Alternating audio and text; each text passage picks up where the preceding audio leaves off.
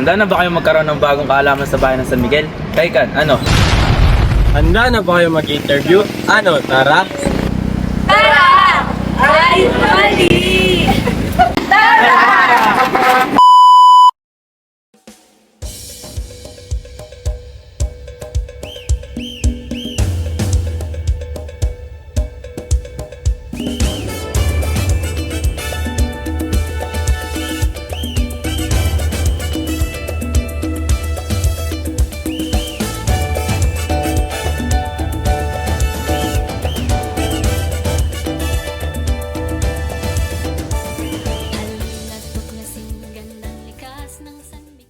Kasama po natin dito si Ate Jennifer Sangil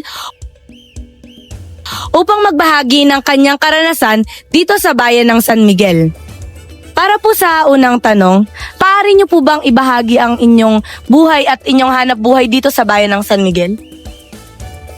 Nung una, di ko talaga gustong magtinda ng ganito. Pero naisip ko na gusto kong maibahagi yung produkto natin sa ibang lugar. Kaya naisipan kong magtayo ng ganitong negosyo. Ano po ang mga okasyon na ginugunita at mga sikat dito sa San Miguel? Katulad po ng mga chicharon at pastillas. Yun nga, gaya ng sabi mo, chicharon at pastillas. At ang okasyon na yun is San Miguel de Mayumo. Pwede niyo po bang sabihin kung ano po yung mga sikat na paninda ninyo dito sa bayan ng San Miguel?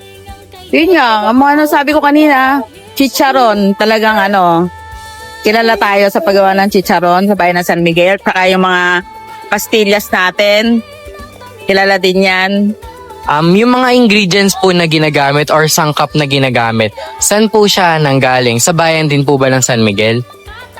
Usually yung mga pastillas dito talaga galing. Kasi gatas ng kalabaw. Opo. Kaya dito talaga siya galing sa San Miguel. Pero yung yung sa chicharon, yung balat niyan, minaangkat sa ibang lugar. Tapos sa San Miguel po siya. Pero dito siya ginagawa. May mga panahon po ba na nagmamahal o nasisira ang mga produkto niya dahil po sa pagulan?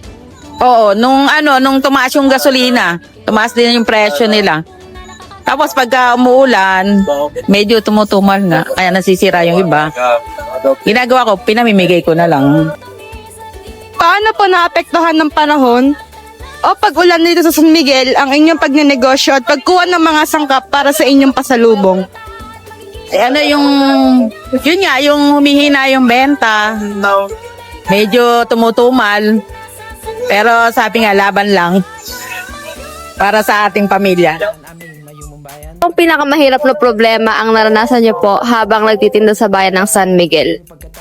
Yung pag umuulan, tsaka yung pag medyo mahina yung benta. Kasi pag walang masyadong bumibili, nasisira yung ibang paninda. Siyempre, wala kami magagawa, kundi itapon o kaya ipamigay na lang.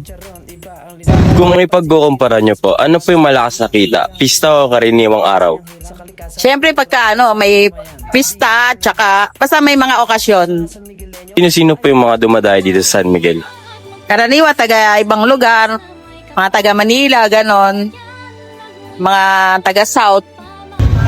Ano po yung epekto ng kapaligiran o klima at mga likas na yaman sa San Miguel sa inyong mga tinda o pamumuhay? Pagka umuulan, medyo humihina yung benta. Pagka naman ganyan, maaraw, yung ibang paninda namin nasisira dahil sa init. Ano po ang inyong advice para mapapanatili at hindi makalimutan ang mga produkto ng bayan ng San Miguel sa mga susunod pang henerasyon? Mapapayo ko lang, patuloy pa rin silang gumawa ng mga produkto natin. At saka tuklasin pa nila kung paano pa nila lalo mapapasarap yung mga gawang San Miguel. Maraming salamat po sa paglalaan ninyo ng oras at pagbabahagi ng inyong karanasan. Doon natapos ang aming pakikipanayam. Tandaan, walang masama sa pagbabago. Ngunit, huwag nating kalimutang tangkilikin ang sariling atin